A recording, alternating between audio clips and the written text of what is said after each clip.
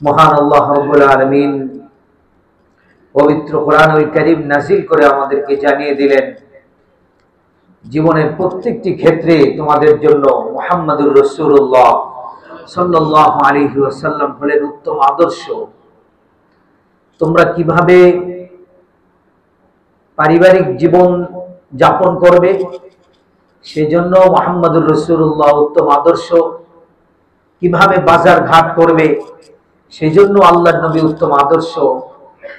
অর্থাৎ পৃথিবীতে মুহাম্মদুর রাসূলুল্লাহ সাল্লাল্লাহু আলাইহি ওয়াসাল্লামকে প্রেরণ করা হয়েছে মডেল স্বরূপ, আদর্শ স্বরূপ, যেন ওনার উঠা বসা, ওনার চালচলন, ওনার কথাবার্তা, ওনার কথন, ওনার বলন, ওনার ভঙ্গি, ওনার ভাব, ওনার কথা, ওনার মৌন সমর্থন, সমস্ত কিছু থেকে উম্মাহ যেন শিক্ষা গ্রহণ করে তাদের জীবনে বাস্তবায়ন করতে পারে।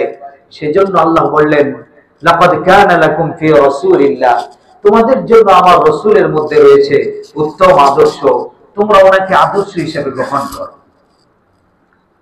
আমাদের জীবনের তো বহু দিক, নানান দিক,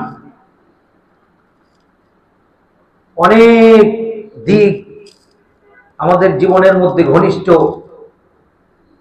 তার মধ্যে থেকে আজকের জুমার খুতবায় অত্যন্ত গুরুত্বপূর্ণ একটা বিষয় আলোচনা হবে, সেটা হলো নবী করিম সাল্লাল্লাহু আলাইহি ওয়াসাল্লাম পারিবারিক জীবনে যেমন ছিলেন, যেন আমরা এর থেকে শিক্ষা গ্রহণ করে আমাদের পারিবারিক জীবনটাকে সেভাবে সাজাতে পারি, আমাদের পরিবারটাকে আমরা আলোকিত করতে পারি, আমাদের পরিবারকে যেন আমরা সম্মান করতে পারি, মর্যাদা দিতে পারি, তাদের সাথে খারাপ আচরণ থেকে যেন বাঁচতে পারি, অনাকাঙ্ক্ষিত দুর্ঘটনা থেকে যেন আমরা বেঁচে যেতে পারি।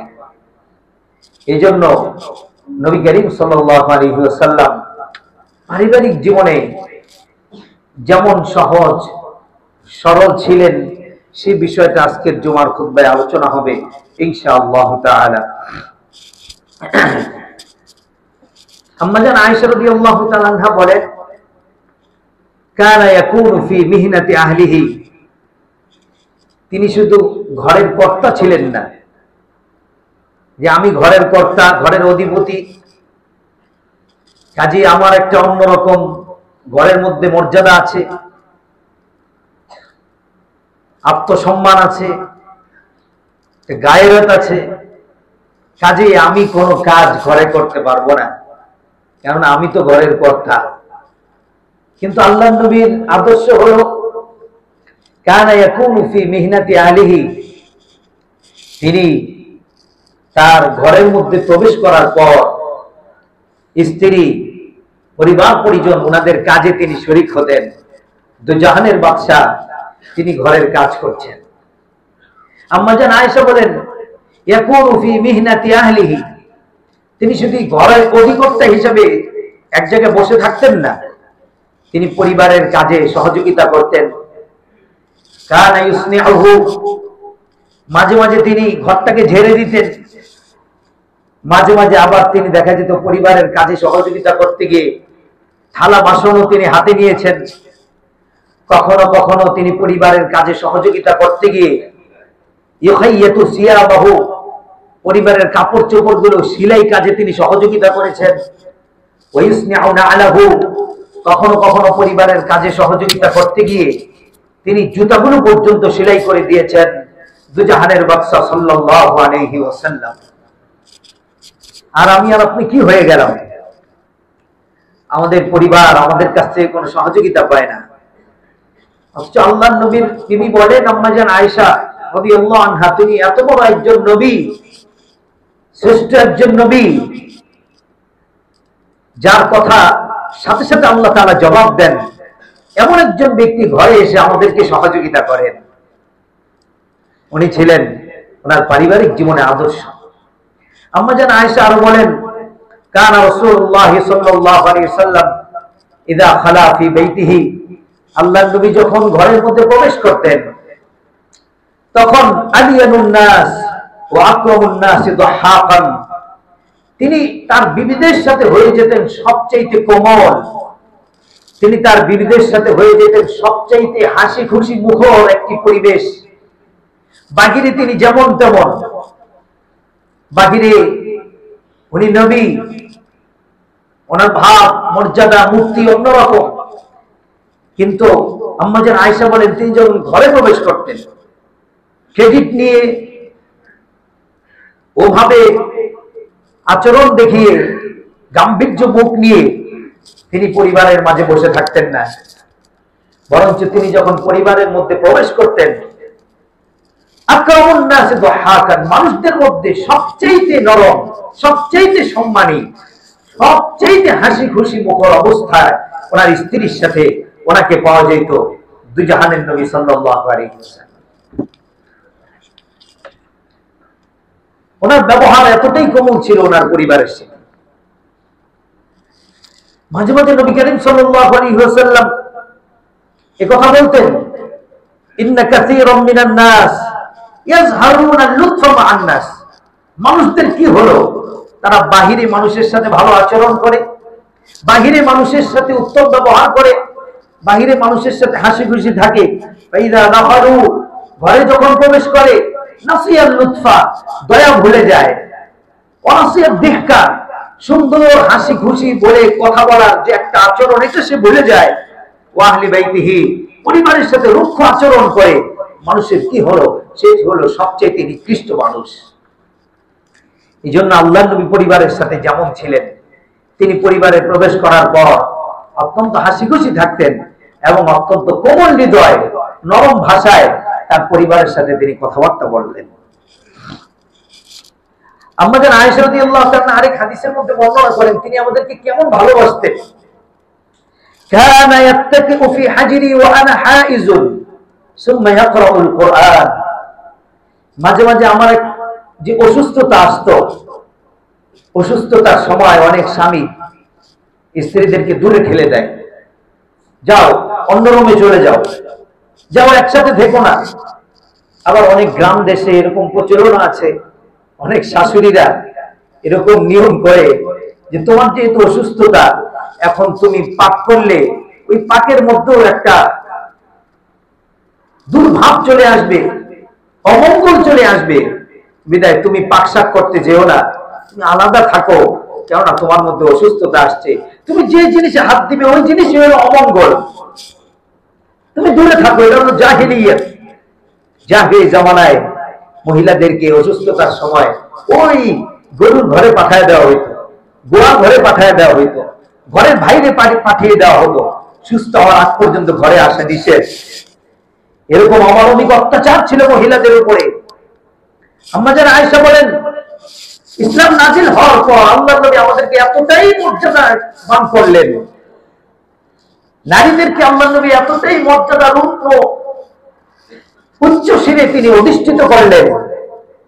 একবার আমার অসুস্থতা হলো, নবীজি আমার কোলের মধ্যে মাথা রেখে, কানা ইয়াত্তাকিউ ফি হাজরি ওয়া আনা হাইজুন, অসুস্থ অবস্থায় আমার কোলে মাথা রেখে নবীজি শুয়ে শুয়ে ইয়াকরাউল কুরআন, নবীজি আমাকে দূরে ঠেলে দেননি, আমার কোলের মধ্যে নবীজি মাথা রেখে শুয়ে নবীজি কোরআন তেলাওয়াত করতে শুরু করলেন। যে আমি অসুস্থ অবস্থায় ছিলাম, তাহলে নবীজি কি পরিমাণ কাছে টানতেন, এবং এই বিষয়গুলোর কারণে নারীদেরকে দূরে সরিয়ে দিতেন না। আম্মাজান আয়েশা বলেন ওই মুহূর্তটাও নবীজি আমাকে পাশে রেখে আমার কোলে তিনি মাথা রেখে তিনি শুয়েছেন, ঘুমিয়েছেন এবং কোরআন তেলাওয়াত করেছেন। এতটাই ভালোবাসার মূর্ত প্রতীক ছিলেন মুহাম্মদুর রাসূলুল্লাহ সাল্লাল্লাহু আলাইহি ওয়াসাল্লাম। ইতিকাফরত অবস্থায় আল্লাহর নবীর আরেকটি হাদিস, আম্মাজান আয়েশা বলেন ইন কানা রাসূলুল্লাহ সাল্লাল্লাহু আলাইহি ওয়াসাল্লাম লা ইয়াদখুলু আলাইয়া রাসাহু, নবীজি আপনারা যারা হজে গিয়েছেন, উমরায় গিয়েছেন, দেখেছেন আল্লাহর নবীর যে মিম্বার ছিল যেখানে নবীজি খুতবা দিতেন, এর একটু পাশেই নবীজির রওজা, ঠিক এই জায়গাটাই নবীজির ঘর ছিল, বসবাস করতেন। এই জায়গাটাই আম্মাজান আয়েশা রাদিয়াল্লাহু তাআলা আনহার গুরফা ছিল, কামরা ছিল। নবীজি ইতিকাফরত অবস্থায় তিনি এই ঠিক যেই ঘর দিয়ে, যেই বাপ দিয়ে, দরজা দিয়ে তিনি বের হয়ে আসতেন, ওই দরজার পাশেই একটা খুঁটি আছে, এই খুঁটির নাম হলো উস্তুওয়ানাতুস সারীর। খাটের খুঁটি, অর্থাৎ নবীজি এই খুঁটির এখানে ইতিকাফরত অবস্থায় নিজ খাট মোবারক বিছিয়ে তিনি আরাম করতেন, বিশ্রাম করতেন। রমজানের শেষ দশকে এই জায়গাটায় নবীজি খাট রাখতেন। এই জন্য ওই খুঁটিটার মধ্যে নাম লেখা আছে উস্তুয়ারাতুস সারীর। এটা হলো নবীজির খাট রাখার একটি স্থান। সুবহানাল্লাহ, আজও আছে। আম্মা জান আয়েশা বলেন, উনি ইতিকাফরত অবস্থায়ও এখানে শুয়ে দরজা যে ছিল, দরজা দিয়ে মাথাটাকে আস্তে করে বের করে দিতেন। ওহুয়া ফিল মসজিদি, তিনি মসজিদে থাকতেন, মাথাটাকে আমার দিকে দিয়ে দিতেন। ফাউরাজ্জিলুহু, আমি ইতিকাফরত অবস্থায়ও আল্লাহর নবীর মাথা মোবারককে আমি চিরুনি করে দিয়েছি, আশ্রয় দিয়েছি। ওয়াকানা লা ইয়াদখুলুল বাইতা ইল্লা লিহাজাতিন, এতটাই মহব্বত ছিল যে ইতিকাফরত অবস্থায় আম্মা জান আয়েশা পর্দার আড়াল থেকে আল্লাহ নবীর মাথা মোবারককে তিনি আশ্রয় দিয়েছেন। নবী করিম সাল্লাল্লাহু আলাইহি সাল্লাম মাঝে মাঝে রাতের বেলায় আম্মা জান আয়েশা রাদিয়াল্লাহু তাআলা আনহার সাথে গল্প করতেন, বিভিন্ন বিষয় নিয়ে কথা বলতেন। হাদিসের মধ্যে আসছে কানা নবী সাল্লাল্লাহু আলাইহি সাল্লাম ইযা কানা বিল লাইল, যখন রাত্র হতো, সারা মা আয়েশা, আয়েশা রাদিয়াল্লাহু তাআলার সাথে তিনি গল্প করতেন। ইয়াতাহাদ্দাসু, খুশ গল্পে তিনি লিপ্ত হতেন। আমরা আমাদের পারিবারিক জীবনে অশান্তি কেন? পারিবারিক জীবনে আমাদের শান্তি নেই কেন? আমরা সকালে চলে যাই, আবার রাত্রে আসি। স্ত্রীকে তো সময় দেওয়ার কোনো সময়ই নেই। রাত্রে এসেই আবার ফ্রেশ হয়ে মোবাইল টিপাতে ব্যস্ত হয়ে যাই। কি খবরাখবর সারাদিন ঘটলো, এগুলো দেখতে দেখতে স্ত্রীও এক পাশে, আপনিও আর এক পাশে, তার সাথে কথা বলারও সুযোগ নেই। আর ছেলে মেয়ে তো আপনার চেহারা দেখেই না, কিভাবে মানুষ হবে? আর স্ত্রী বা আপনার কাছ থেকে কি পাচ্ছে? যার কারণে দেখা যাচ্ছে পরিবারের মধ্যে শান্তি নেই। মনে রাখবেন, শুধুমাত্র টাকা পয়সায় পরিবারে শান্তি আনতে পারে না, শুধুমাত্র টাকা পয়সায় পরিবারের বরকত নেমে আনতে পারে না। আল্লাহ নবী সাল্লাল্লাহু আলাইহি সাল্লাম স্ত্রীদেরকে সময় দিতেন, পরিবারের তিনি সময় দিতেন। এমনকি বিবিদের চোখে কোনোদিন যদি পানি আসতো, আল্লাহ নবী সাল্লাল্লাহু আলাইহি সাল্লাম সহমর্মিতার সুরে সামনের দিকে এগিয়ে গিয়ে সেই চোখের পানিকে মুছে দিতেন। হযরত সফিয়া রাদিয়াল্লাহু তাআলা হাত থেকে একটা হাদিস শুনুন। আন্না নবী সাল্লাল্লাহু আলাইহি ওয়াসাল্লাম হাজ্জা বিনিসাইহি, নবীজি তার পরিবারকে নিয়ে হজে বের হলেন। এমন সময় ফাবারাকা বিসফিয়াতিন হামালাহা ফাবাকা, হযরত সফিয়ার যেই বাহনটা ছিল, এই বাহনটা ছিল একটু দুর্বল বাহন, তিনি পিছনে পড়ে গেলেন। পিছনে পড়ে তিনি কাঁদতে আরম্ভ করলেন। আল্লাহ নবী সাল্লাল্লাহু আলাইহি সাল্লাম জা রাসূলুল্লাহ লাম্মা আখবারু, রাসূল সাল্লাল্লাহু আলাইহি সাল্লাম খবর নেওয়ার জন্য আসলেন। এসে দেখেন সফিয়া কাঁদতেছে। আল্লাহ নবীর বিবি, কি ব্যাপার, কাঁদছো কেন? ফাজআলা ইয়ামসাহু দুমুআহা বিয়াদিহি, নবীজি চোখের পানিগুলো নিজ হাত দ্বারা মুছছিলেন। ওহিয়া তামকি ওয়া হুয়া ইয়ানহাহা, নবী করিম সাল্লাল্লাহু আলাইহি ওয়াসাল্লাম চোখের পানি মুছতেছিলেন এবং সান্ত্বনা দিচ্ছিলেন। কি ভালোবাসা, কি অকৃত্রিম একটি অনুপম দৃষ্টান্ত। আর আমাদের স্ত্রী যখন কখনো যদি কাঁদতে শুরু করেন, তাহলে আমরা মনে করি আরো কিছুক্ষণ কাঁদুক, শিক্ষা হয়ে নেয়, এরপরে যা করার করবো। তাহলে আল্লাহর নবী কোথায় আর আমি আর আপনি কোথায়? আমাদের ঘরে শান্তি আসবে কোত্থেকে? অশান্তির আগুন তো আমাদের ঘরেই জমদাও করে জ্বলবে। নবীজির আদর্শ পারিবারিক জীবনে কেমন ছিল? তিনি স্ত্রীদের সাথে ছিলেন অত্যন্ত কোমল, অত্যন্ত নরম, অত্যন্ত মায়াবী। সান্ত্বনা সুরে তিনি সামনে এগিয়ে যেতেন। এবং আল্লাহ নবী সাল্লাল্লাহু আলাইহি ওয়াসাল্লাম এমন বেশি স্ত্রীদের প্রতি খেয়াল রাখতেন, স্ত্রীকে নিয়ে কেউ যেন কোনো ধরনের ভাব চিন্তাও না করতে পারে, নবীজি সেদিকেও খেয়াল রাখতেন যে আপনার স্ত্রীকে নিয়ে কেউ কোনো খারাপ চিন্তা করবে। একটা হাদিস শুনুন। নবী করিম সাল্লাল্লাহু আলাইহি ওয়াসাল্লামের কাছে ইতিকাফরত অবস্থায় আম্মা জান সফিয়া রাদিয়াল্লাহু তাআলা আনহা আসলেন। আন্না সফিয়াতা জাওজান নবী সাল্লাল্লাহু আলাইহি ওয়াসাল্লাম জাআত ফি মসজিদিহি, তার মসজিদে আসলেন। ওয়া হুয়া মুতাকিফুন, নবী করিম সাল্লাল্লাহু আলাইহি ওয়াসাল্লাম ইতিকাফরত অবস্থায় ছিলেন। দীর্ঘক্ষণ কথা বললেন।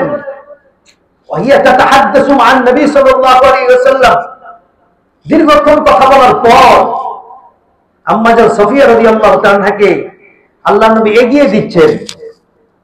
মসজিদের গেট পর্যন্ত নবীজি গেলেন। গেট পর্যন্ত যাওয়ার পর অনেকক্ষণ কথা বললেন।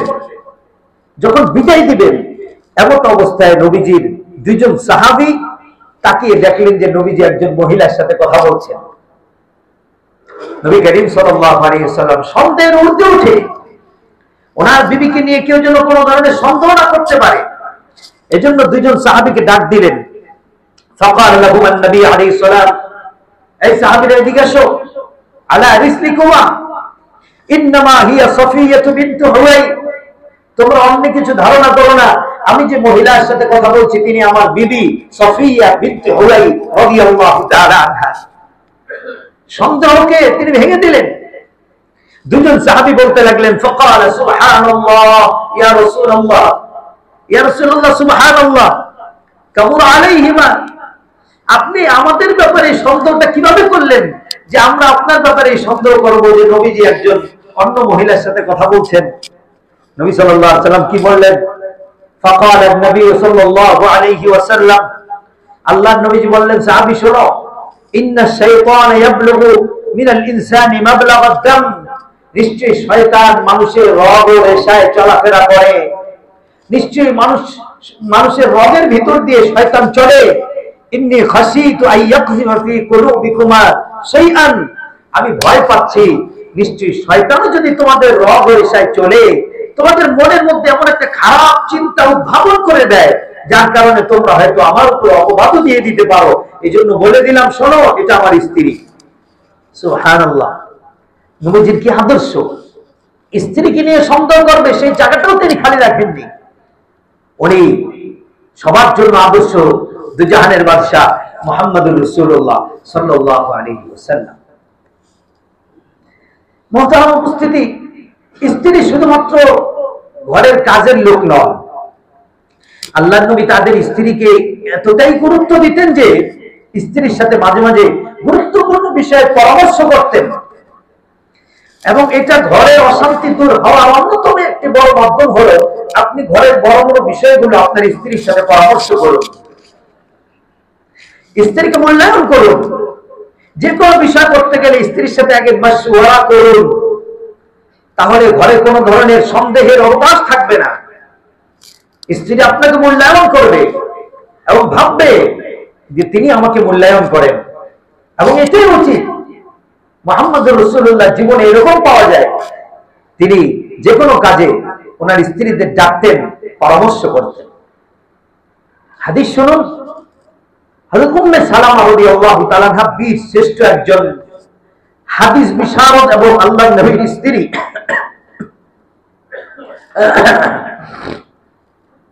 لما كتب رسول الله صلى الله عليه وسلم القضية بينه وبين مشركي قريش, নবীজি একবার সাহাবীদেরকে নিয়ে কাবা শরীফ তওয়াফ করার উদ্দেশ্যে রওনা হলেন। প্রতিমধ্যে কাফেররা বাধা দিল, এই বছর যাওয়া যাবে না, সামনের বছর আসবেন, এবছর ঢুকতে পারবেন না, নিষেধ, এবছর এখান থেকে চলে যান। ওইখানে বসে নবী করিম সাল্লাল্লাহু আলাইহি ওয়াসাল্লামের সাথে কাফেরদের একটা চুক্তি হয়েছিল, যে চুক্তিটাকে ইতিহাসের পাতায় বলা হয় হুদাইবিয়া সন্ধি। হুদাইবিয়া সন্ধি যখন হলো, এই বছর যেতে পারবেন না, আগামী বছর আসবেন, 3 দিন থেকে চলে যাবেন, তরবারি গলায় ঝুলিয়ে আসবেন, মানে সব চুক্তিগুলোর মধ্যে কাফেরদের দাম্ভিকতা, অহংকারী এবং কাফেররা একচাটিয়া কিছু চুক্তি নবীজির উপরে চাপিয়ে দিল। নবী করিম সাল্লাল্লাহু আলাইহি ওয়াসাল্লাম সমস্ত চুক্তি মেনে নিলেন।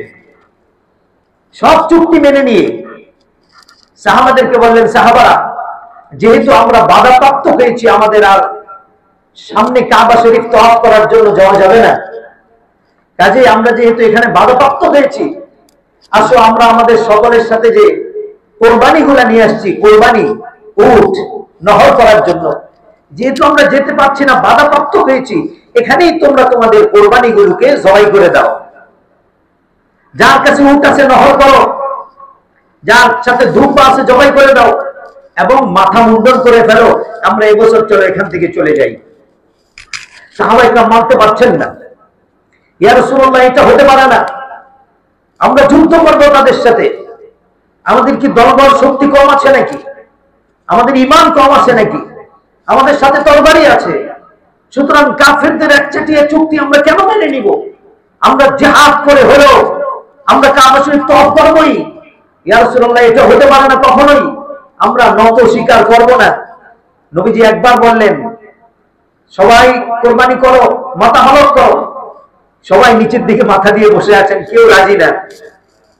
লাগাতার এভাবে করতে করতে নবীজি তিনবার বললেন, তিনবারও সাহাবাদের থেকে কোনো সাড়া পাওয়া যাচ্ছে না। আল্লাহ নবী এবার ডাইরেক্ট উঠে চলে গেলেন তাঁবুর মধ্যে। আল্লাহ নবীর স্ত্রী আম্মা জান উম্মে সালামা রাদিয়াল্লাহু তাআলা আনহার সাথে পরামর্শ করার জন্য পরামর্শ করতে ওনার কাছে গিয়ে বললেন, উম্মে সালামা, এমন একটা পরিস্থিতিতে পড়েছে, কেউ সাহাবীরা কেউ মানতে রাজি না, সবাই যুদ্ধ করে হলেও সেখানে যাবে, অথচ আল্লাহ বলছেন এখানে আমাদেরকে হলক করে ফিরে যেতে, এটাই আমাদের জন্য বিজয়, সামনে কারণ হবে। উম্মে সালামা বললেন, ইয়া রাসূলুল্লাহ এক কাজ করুন, আপনি কারোর সাথে কথা বলবেন না, কারোর সাথে কোনো টু শব্দ করা দরকার নেই, সবার সামনে গিয়ে আপনি আপনার নিজের কোরবানিটা নহর করে দেন এবং আপনি নিজে মাথা ছাঁচা শুরু করুন, আপনার সাথে সাথে সবাই দেখবেন এই কাজ করবে। নবী করিম সাল্লাল্লাহু আলাইহি সাল্লাম ওনার স্ত্রীর পরামর্শ শুনে কোনো কথা বললেন না, ডাইরেক্ট উনি সামনে গেলেন, গিয়ে উটটাকে নহর করে দিলেন এবং নাপিত ডেকে তিনি মাথাটাকে মুন্ডন করে ফেললেন। ওনার দেখা দেখি সকল সাহাবায়ে কেরাম পরপর কোরবানি করে দিলে এবং মাথা মুন্ডন করে দিল। এর দ্বারা বোঝা যায় নবী করিম সাল্লাল্লাহু আলাইহি ওয়াসাল্লাম ওনার স্ত্রীর সাথে মাঝে মাঝে পরামর্শ করতেন এবং স্ত্রীদের সাথে পরামর্শ করলে আসলে যে বরকত হয়, এই ঘটনাই হলো তার প্রমাণ।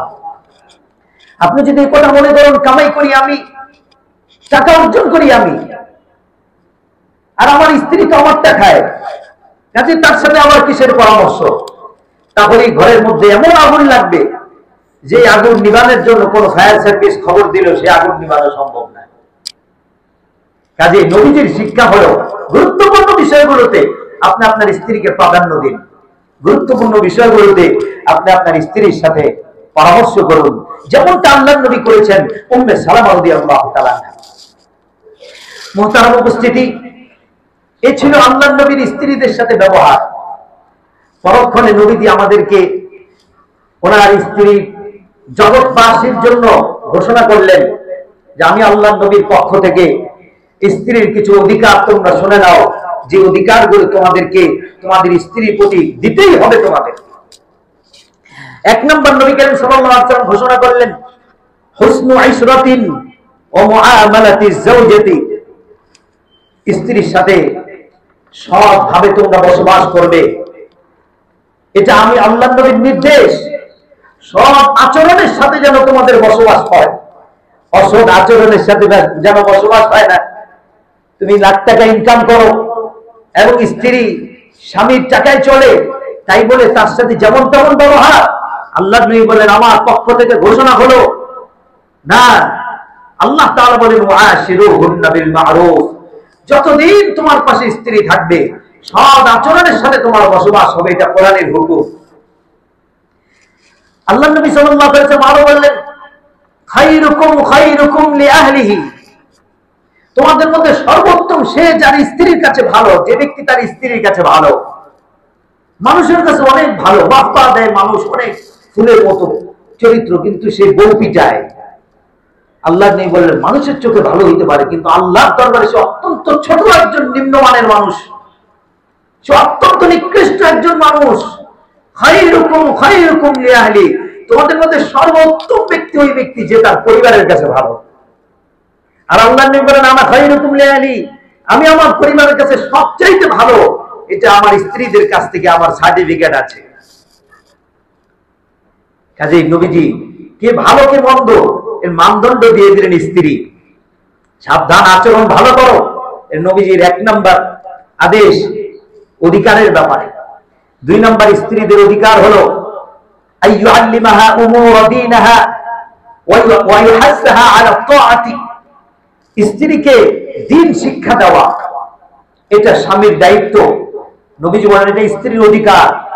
তুমি তোমার স্ত্রীকে দিন শিক্ষা দিবে এবং আপনি আপনার স্ত্রীকে ইবাদতের জন্য উৎসাহিত করবেন। এটা স্বামী হিসেবে আপনার দায়িত্ব, অন্য কারো দায়িত্ব নয়। স্ত্রীকে দিন শিখানো, ইবাদতের প্রতি উৎসাহিত করা। আল্লাহ নবী বলেন এটা স্ত্রীর দ্বিতীয় অধিকার, যা স্বামী কর্তৃক আদায় করতেই হবে, স্ত্রীকে দিন শিখানো। হাদিস নেন হযরত ওমর রাদিয়াল্লাহু তাআলা একবার এসে বললেন, ইয়া রাসূলুল্লাহ নাকি আনফুসানা, আমরা তো আপনার বয়ান শুনি, আমরা আপনার বয়ান শুনে আমরা জাহান্নাম থেকে বাঁচার জন্য তাগিদ পাই। ফাকাইফা লানা বিআহলিনা, ইয়া রাসূলুল্লাহ আমরা আমাদের স্ত্রীদেরকে কিভাবে জাহান্নামের আগুন থেকে বাঁচাবো? স্ত্রীরা কিভাবে বাঁচবে? নবী সাল্লাল্লাহু আলাইহি সাল্লাম বললেন, তানহাউন্না আম্মা নাহাকুমুল্লাহু আনহু, আল্লাহ যে বিষয়ে নিষেধ করছেন তুমি তোমার স্ত্রীকে সে বিষয়ে নিষেধ করো। ওয়া তা'মুরুহুন্না বিমা আমারাকুমুল্লাহ, আল্লাহ যে বিষয়ে আদেশ করেছেন তুমি তোমার স্ত্রীকে সে বিষয়ে আদেশ করো। এটা তুমি স্বামীর দায়িত্ব। কাজে আমার সামনে আমার স্ত্রী জি বাংলা দেখতেছে, স্টার জলসা দেখতেছে, আমি মনে করলাম স্ত্রীর মনোরঞ্জনের জন্য একটু দেখো, তাহলে এটা আমি স্বামী হিসেবে স্ত্রীর অধিকার নষ্ট করেছি। এটা অধিকার নষ্ট করার কারণে আমাকে জাহান্নামে যেতে হবে। কেননা আল্লাহ যে বিষয়ে নিষেধ করেছেন এই বিষয়ে নিষেধ করা আমি স্বামীর দায়িত্ব। আল্লাহ যে বিষয়ে আদেশ করেছেন এই বিষয়ে আদেশ করা আমি স্বামীর দায়িত্ব। আমি চিন্তা করলাম আমি তো ৫ ওয়াক্ত নামাজ পড়ি, আমার স্ত্রী পড়ে না, সেটা আমার জিম্মাদারি না, একজনের জিম্মাদার আরেকজন না। কিন্তু নবীজি বলছেন না, তোমার স্ত্রীকে জাহান্নামের আগুন থেকে বাঁচানোর দায়িত্ব তোমার। আম্মা নাহাকুমুল্লাহ এটা দ্বিতীয় অধিকার, তাকে জাহান্নামের আগুন থেকে স্বামীকে বাঁচাতেই হবে। এটা যদি কোনো স্বামী করতে ব্যর্থ হয় তাহলে সেই স্বামী একজন ব্যর্থ স্বামী, সেই স্বামী একজন পরাভূত স্বামী এবং আল্লাহর দরবারে জবাবের কাঠগড়ায় অবশ্যই তাকে দাঁড়াতে হবে এবং এই জন্য জাহান্নাম।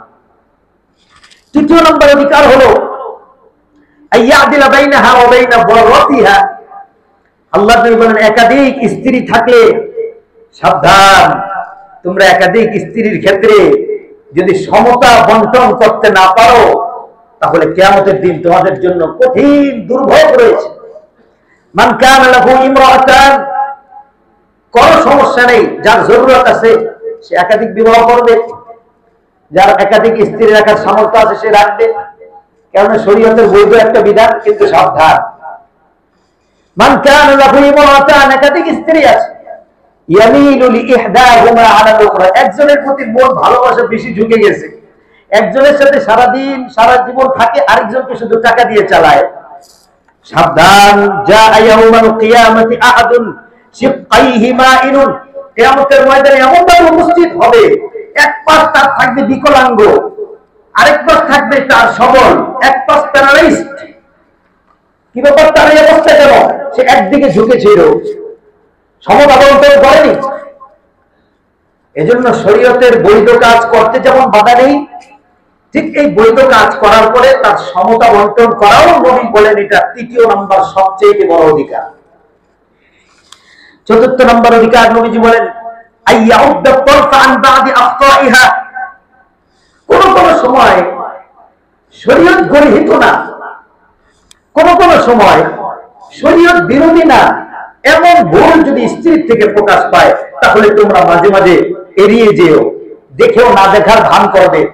যদি সেই ভুলটা শরীয়ত বিরোধী না হয় তাহলে এই ভুলগুলো মাঝে মাঝে দেখেও না দেখার ভান করবে। এটা চতুর্থ অধিকার। আন আবি হুরায়রা রাদিয়াল্লাহু আনহু قال, নবী করিম সাল্লাল্লাহু আলাইহি সাল্লাম বলেন, লা ইয়াফরুকু মুমিনুন মুমিনাতান, কোন স্বামী তার স্ত্রীকে অপছন্দ করতে পারে না, বিষোদাগার করতে পারে না, কোন স্বামী তার স্ত্রীকে বিদ্বেষ বা ঘৃণা করতে পারে না। নবীজি বলেন ইন কারিহা মিনহা খুলুকান রাদিয়া মিনহা আখার, যদি স্ত্রীর একটা কাজ অপছন্দ হয়, হাজারো কাজ এমন আছে যেগুলো তোমার পছন্দ হবে, সেগুলোর দিকে দৃষ্টি দাও। যেটা অপছন্দ হচ্ছে সেটা এড়িয়ে চলো। সেটা মানুষ হিসেবে হতেই পারে, যেহেতু সে মানুষ, ফেরেশতা নন, রোবট নন। কাজেই এরকম সামান্য ভুল হয়ে গেছে স্ত্রী থেকে, এড়িয়ে যাও, তাহলে সংসারে শান্তি আসবে। এটা স্ত্রীর চতুর্থ অধিকার। পঞ্চম অধিকার হলো আল্লাহ ইউজিয়া বিদরবিয়া, সাবধান সাবধান, আমি আল্লাহর নবীর আদেশ, তুমি যদি আমার খাঁটি উম্মাহ হয়ে থাকো, কখনো তোমার হাত কি স্ত্রীর উপরে তুলবে না, ওয়াল্লাহ ইয়াদরিবা ওয়াজহা, চেহারায় মারবে না। কুলতু ইয়া রাসূলুল্লাহ মা হাক্কু যাওজাতিন, ইয়া রাসূলুল্লাহ আমাদের কি একটু বলবেন কি আমাদের স্ত্রীদের সাথে আমরা কেমন ব্যবহার করব? এক সাহাবী দাঁড়িয়ে বললেন, নবীজি বললেন, আতুতাইমাহা ইদা তুইমতা, তুমি যে মানের খাও স্ত্রীকে সে মানের খাওয়াবে, তুমি যে মানের খাও স্ত্রীকে সে মানের খাওয়াবে। ওয়াতাকসুহা ইদা তাসাইতা, কথার কথা। তাহলে ঘরের মধ্যে কি স্বামী স্ত্রী আলাদা খাবে নাকি? স্বামী হাইফাই খাবে, স্ত্রী একটু নিম্নমানের খাবে? নবীজি কথাটা কেন বললেন? বললেন এই জন্য, অনেক সময় অনেক স্বামীর বাহিরে খাবারের ব্যবস্থা হয়, অফিসে চলে যায়, সকালের নাস্তাও অফিসে, দুপুরের খাবারও অফিসে, রাত্রে এসে কোন রকম বাসায় খায়। তাহলে অফিসের খাবার উন্নত মানের, প্রতিষ্ঠানের খাবার হবে উন্নত মানের, আর ঘরের মধ্যে বাজার করে দিয়ে গেছে শুধু দুন্দুল আর চিচিঙ্গা আর লাউ আর মূলা, চলতে থাকো মূলা দিয়ে, চলো। 4 দিন 5 দিন পরে খবর দিলাম মূলা শেষ, এই হলো আর চিংড়ি মাছ আর হইল ওই যে কাসকি মাছ। আর আমার অফিসে চলছে কখনো বার্গার, কখনো স্যান্ডউইচ, কখনো পিৎজা। আল্লাহর নবী বললেন সাবধান, এটা এটা তোমার জন্য অনুচিত। আনতুতাইমা হাইদা তাইমতা, যে মানের খাও সে মানের খাও। ওয়াতাকসুহা ইদা তাসাইতা, যে মানের পরো স্ত্রীকে সে মানের পরাও। অনেকদিন পরে শখ করেছে স্বামী একটা শাড়ি এনে দিয়েন তো। আমি নতুন বাজারে গিয়ে বললাম, ভাই জাকাতের শাড়ি টাড়ি আছে নাকি, কোনগুলা দেখি তো। এক ধোয়ার পরে এগুলা রক্ত উঠেছে, সেগুলো একটা এনে দিলাম, নাও শাড়ি। তাকসু ভাই রাখতেছে, আল্লাহর কাঠ গড়ায় দাঁড়াতে হবে। তুমি যে মানের পরো স্ত্রীকে সে মানের পরাবা। ওয়ালা তাদরিবিল ওয়াজহা, আমি আল্লাহর নবীর গুরুত্বপূর্ণ নির্দেশ হলো স্ত্রীকে কখনো মারবে না, কখনো হাত তুলবে না। এটা ছোট লোকের কাজ, এটা মসনদ জালেমের কাজ। এটা যে ব্যক্তি করবে সে আমার দলভুক্ত নয়। ওরা তুকাব্বি, গালিও দিবে না। ওলা তাহজুরিল্লাহ ফি বাইতিন, রাগ করে কখনো ঘর থেকে বের করে দিবে না, ঘরের মধ্যেই রাখবে। কখনো বেশি রাগ করলে অন্য রোগে পাঠাবে, ঘর থেকে বের করার এই অধিকার তোমার নাই। স্ত্রীর সাথে মাঝে মাঝে খোঁজ গল্প করা 6 নাম্বার অধিকার। 7 নাম্বার অধিকার হলো আইয়াজাল্লা ইদাস্তানাতু ফি খুরুজ, যদি জায়েজ কোনো কাজে স্ত্রী বের হতে চায়, আইয়াদাতুল মারিজ, অসুস্থ ব্যক্তিকে দেখতে যাবে, জিয়ারাতুল আকারিব, আত্মীয় স্বজনদের বাড়িতে যাবে, আবিন নসিহত, কোথাও নসিহত শুনতে যাবে, তখন স্বামী হিসেবে দায়িত্ব হলো অনুমতি দেওয়া। খালি তাকে ঘরের মধ্যে ভর্তি করে রাখা, এটা স্ত্রীর অধিকার ক্ষুণ্ণ হয়। 8 নাম্বার আল্লাহ ইয়াহজুরহা ফিল বাইত, তাকে কখনো ঘর থেকে বের করে দিবে না, এটা তার অধিকার ক্ষুণ্ণ, তাকে তার ঘরের মধ্যে থাকতে দিবে। 9 নাম্বার আইয়াতাজাওয়াজা রাজুলু লিজাওজাতিহি, কখনো কখনো তুমি স্বামী হিসেবে স্ত্রীর জন্য সাজগোজ করবে। খালি আমি ফোন করে বলি আজকে সেজে গুজে থাকবা, আমি আসবো, আর আমি তার কাছে যাই ঘামের গন্ধ নিয়ে, একবারে সিরামেরা সাপ করে, এমন অবস্থা। নবীজি বলেন কখনো কখনো তুমি নিজে তোমার স্ত্রীর জন্য সাজসজ্জা গ্রহণ করবা, এটা একটা স্ত্রীর অধিকার। 9 নাম্বার অধিকার। 10 নাম্বার অধিকার হলো আন্নাহু সামিআ, শরীয়ত কর্তৃক অনুমোদিত স্ত্রীর বিশেষ বিশেষ যে চাহিদা আছে, এই চাহিদার প্রতি তুমি খেয়াল রাখবা। একজন সাহাবী এসে বলেন, ইয়া রাসূলুল্লাহ, আমি জিন্দেগিতে বিবাহ করব না, আমি সারাদিন শুধু নফল ইবাদত করব। আরেকজন বললেন, ইয়া রাসূলুল্লাহ, আমি ঘুমাবো না, সারা রাত আমি নামাজ পড়বো। আরেকজন বললেন, ইয়া রাসূলুল্লাহ, সারা বছর রোজাই রাখবো, কারণ ইবাদত করেই জান্নাতে যেতে চাই। নবীজি বললেন সাবধান, তোমার চোখের হক আছে, তোমার দেহের হক আছে, স্ত্রীর হক আছে। কাজে কিছু সময় নামাজ পড়ো, কিছু সময় স্ত্রীকে দাও, তার মনোরঞ্জনের চেষ্টা করো, তার চাহিদার প্রতি খেয়াল রাখো। এই হলো মুহাম্মদুর রাসূলুল্লাহ সাল্লাল্লাহু আলাইহি ওয়াসাল্লামের পরিবারের সাথে বন্ধন, পরিবারের সাথে তার শিক্ষা, পরিবারের সাথে তার সহজ সরলতা। আজকে জুমার খুতবা এটাই আপনাদের সাথে আলোচনা করলাম যে আল্লাহর নবীর পারিবারিক জীবন ব্যবস্থাপনা কেমন ছিলেন, সেটাকে যদি আমরা গ্রহণ করতে পারি, আমাদের পারিবারিক ব্যবস্থাপনা অনেক সুন্দর হবে, আমাদের স্ত্রীদের সাথে আমাদের ভালোবাসা আরো গভীর হবে, আমাদের পরিবারটা আলোয় আলোকিত হয়ে যাবে। আল্লাহ তাআলা আমাদের সকলকে আল্লাহর নবীর নসিহতগুলো গ্রহণ করার তৌফিক দান করুন, আমিন। ওয়া আখিরু দাওয়ানা আলহামদুলিল্লাহি রাব্বিল আলামিন।